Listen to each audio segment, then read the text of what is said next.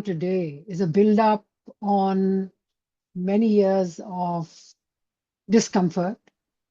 There's a difference between the previous protests. I mean, I remember younger generation uh, which wanted Western modernity or the modernity which Iran was used to under the Shah. But that died down quickly. And then we saw in the last 2, 3 years women protesting in Iran. But again, and nothing came out of it. And a lot of protests happening in Balochistan, Iranian Balochistan, which is really nothing. It was more of a religious Deobandi versus Iranian Deobandi versus Shia kind of politics. But what's very peculiar about um, the protest today is that it includes the bazaris, which is the trader merchants, the businessmen. And this is a response to years of sanctions, rising inflation, and a protest against the policies of the religious regime, which is causing problem and hardship, economic hardship for the people. And therefore, these protests. So, as far as protests are concerned, they're pretty much organic. Uh, However, I think what is also important is that the protests within are attracting attention outside, especially, and it gets a different flavor when we hear Donald Trump, America's Donald Trump, arguing that this is going to be a regime change. Uh, I think the issue is that yes, there are protests, but are there any answers as to who is going to be replacing, the right-wing regime in Iran? And unless there is this clarity, because if there is an external pressure for regime change, then that's going to be less successful. Or if it's going to be successful, it's going to cause more chaos. But if it's going to be more organic, um, it's going to be, of course, successful because people will then find their answers. Will it be the Shah's son, Raza Pahlavi, who will be brought back? I'm not sure. I think there are other answers which European people are looking at. So, and of course, it's going to have implications for the region. Not just for Iran, but for Iraq, for South Asia, for Pakistan, which holds one of the largest populations of Shias after Iran. So, and so if there's going to be an external intervention, it's going to be problematic. But if it's going to be an internal push from within Iran, then we can look at it as a political change. I don't think that it's, of course, the geopolitics and politics does have an impact on how people perceive a regime internally. And what they've seen is weakening of the regime. And therefore, I'm sure there are groups within Iran who believe that there will be an external push as well. And I think from a theoretical perspective, it's important that regime changes always happen due to a combination of factors, external and internal. So that's important to understand. But I think what's the trigger of these protests is, the internal economic situation. The politics of the regime and where it has taken Iran is what's compelling people to stand up, to protest. I mean, right-wing regime in Iran has been very tough on its own people. It's not been able to, I mean, while geopolitically, from Hezbollah to Hamas in the Middle East to other non-state actors, you know, they've been very involved in the politics of the Middle East. But the fact is that at this point in time, people in Iran are exhausted and they want to change, they want a bit of opening up. And let's not also forget that Iran, I mean, the kind of modernity that Iran had prior to the right-wing regime in 1979 was a very Western, modern kind of civilization. In fact, it's an older civilization than the West itself.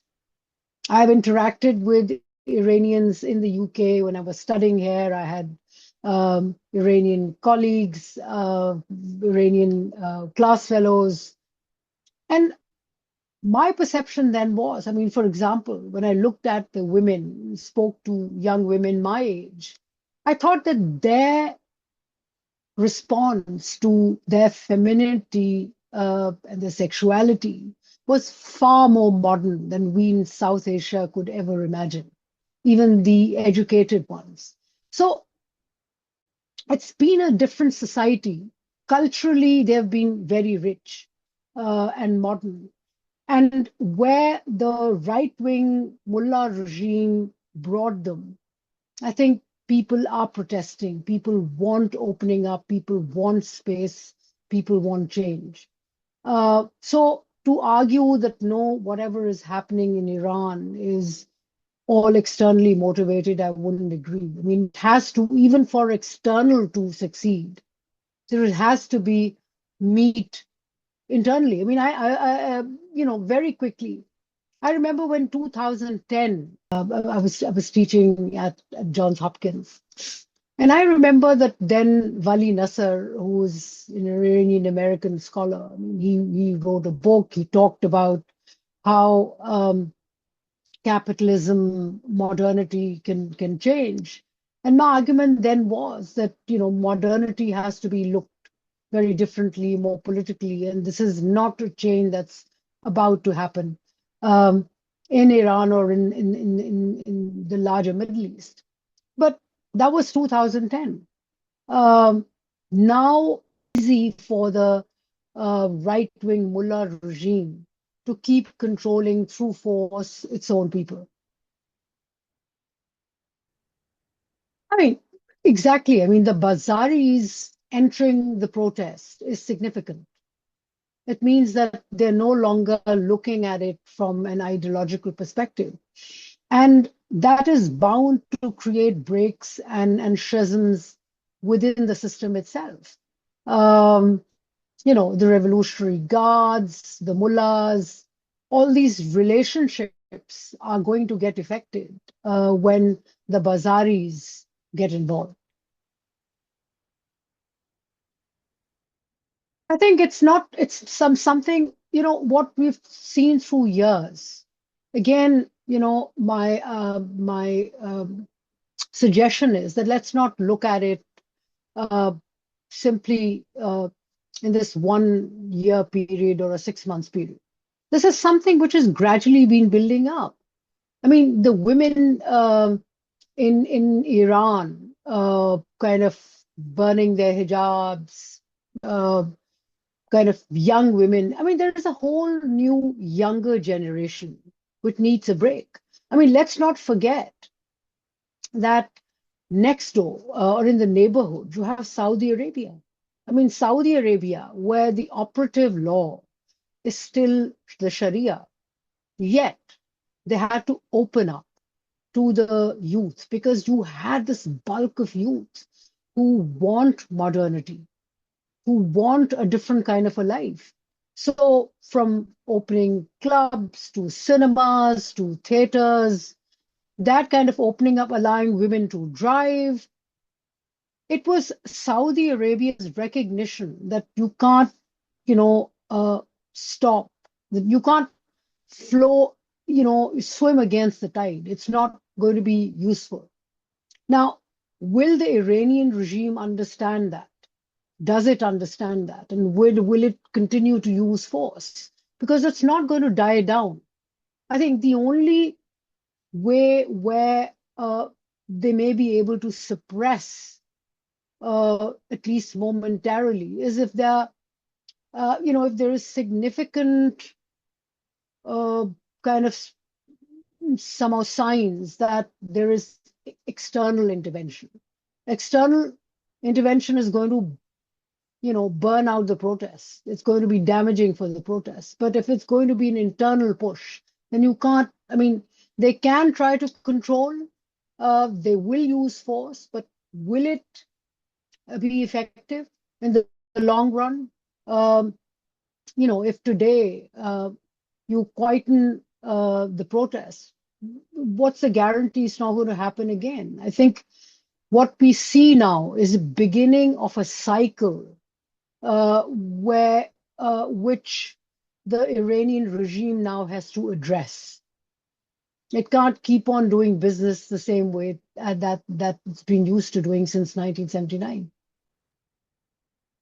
I think external intervention is going to be dangerous. It's going to take away the attention, the focus from any change or any protest being organic and internally driven. Let's not forget that there is a memory as far as the world is concerned or as far as Iran is concerned.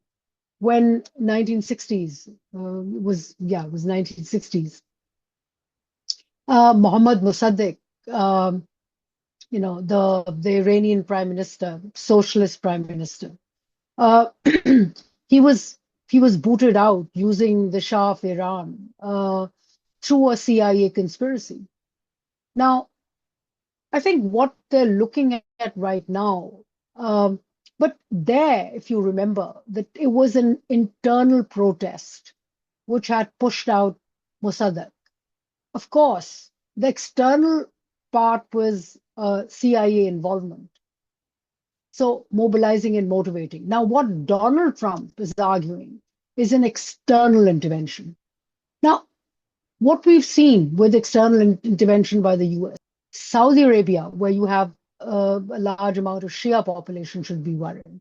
There's Bahrain, where you've constantly had problem between Shia and the Sunni regime in Bahrain. So the Middle East would not benefit from an external intervention. It has to be internally propelled. As long as Donald Trump says things but doesn't do things. One of the problems also is that, Israel is very interested in an intervention, along with its dear friend in the Middle East, the United Arab Emirates. Now, an intervention here means military intervention. Now, that military intervention is going to strengthen the right wing and any support that it has internally. Something is cooking inside Iran. If you don't allow it to boil and come to fruition on its own, then external intervention is actually going to be more damaging to any internal protest. Countries right now would be worried. Well, the thing is that it has been supporting proxies in the Middle East, and proxies have, in parts of South Asia as well. But I think less about the protests, but the kind of, the attack that happened on Iran from the United States, Israel, etc. That has started a process of kind of weakening. The amount of support that Iran can provide to Hezbollah or Hamas, they have to become more independent of Iran. Even the Houthis. You have Houthis, and Houthis right now, I'm not sure, are completely dependent on Iran. They're even talking to Israel. They're even talking to Israel and UAE combined. They're even talking to Saudi Arabia, which indicates that, even Houthis are not necessarily all dependent on Iran. Let's face it. Pakistan has experienced Taliban, which it built and then it's in fight with. Proxies do not necessarily always stay glued to their, to their patron. So that relationship is going to is bound to change. Firstly, it's important to understand that what's happening in Sistan, Balochistan, and what happens in Pakistani Balochistan are two very different, uh, you know, kind of movements. In Pakistan, it's ethnic. In Sistan, Balochistan, it's more religious. It's Shia versus Sunni. Uh, so that way. Now, Pakistani Balochistan, uh, people there, insurgents, etc., have been more dependent on the Iranian regime for providing them support, for kind of giving them shelter. Uh, but the parameters of the two movements are very different.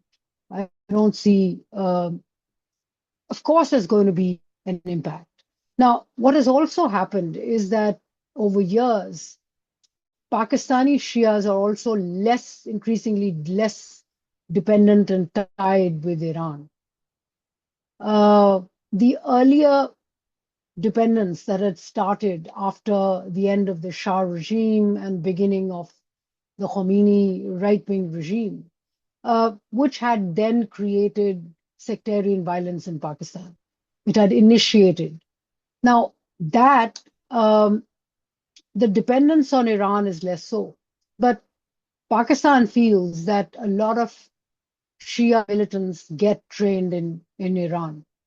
So, there is that kind of a relationship. Now, how will it impact the proxies, if there are Iranian proxies in Pakistan? How will they react? But generally, there's going to be a lot of political discomfort, and there's going to be internally, of course, people will have the time to kind of understand, have a dialogue with people on the other side, especially who visit Iran. And I think what's what's tense as far as Pakistan is concerned, that if there is an externally induced change, there will always be a finger pointed at Pakistan because of Pakistan's growing friendship with Donald Trump, with the United States. That's going to be a problem, and that's where things will get tense for Pakistan. I don't think that Pakistan wants interference, but I believe there's been intelligence exchanges. And if I can remind you, I mean, soon after the initial attack on Iran, Pakistan's army chief was very active, going to meet Donald Trump, explaining Iranian situation, and Donald Trump admitted to kind of hearing him out. The problem is that I don't think that the right-wing regime is willing to trust Pakistan and say, now they've had communication, they've had um, actually active communication. Uh, President Zardari has just gone to Iran, and Pakistani president being a Shia, using that connection to give that confidence to Iran that Pakistan is not involved. But the problems will be there. And I think it's also important to understand that there's a bit of a suspect relationship, which has been there quite some time. I mean, my interaction with the armed forces when I spent a year and a half working for the Navy, and what one heard going around was suspicion of Iran. Pakistan was not happy, after it had shared nuclear technology with Iran, for Iran to come out and say, "Yeah, we got it from Pakistan." So there's a constant, one hears that echo that you can't trust Iran. There is that. The bulk of Pakistani military also being Sunni. Um, so that suspicion is there. But having said that, I don't think that Pakistan would want to get involved in case of an externally induced change in Iran. Uh, that's not going to be to its benefit.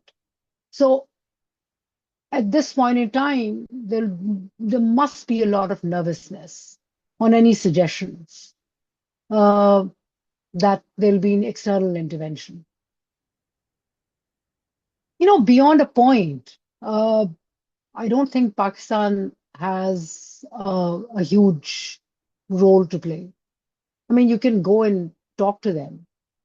Uh, you can tell them, uh, let's say when is the next, and this is not something you pick up the phone and talk to the US president.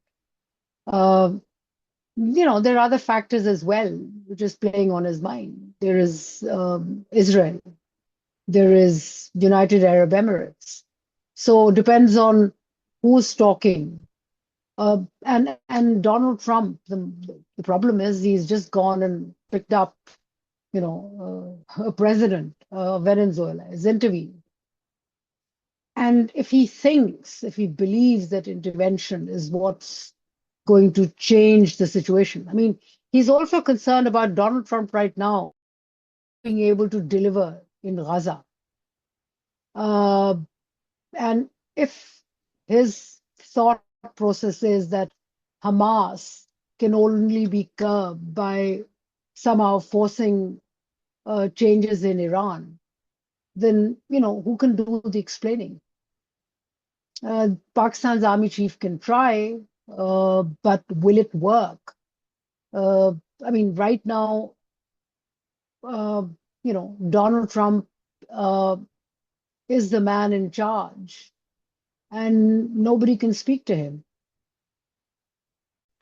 Pakistan is already involved in a very messy Middle East.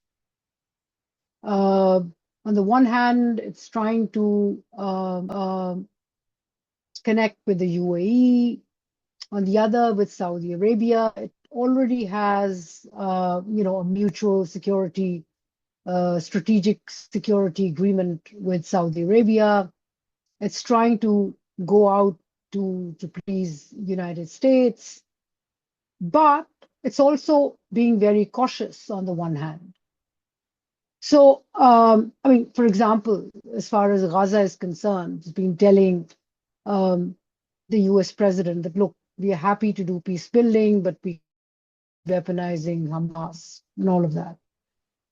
I believe explained to the US president after the initial attack on Iran was that Pakistan cannot be looked at by the US for an active supporting role.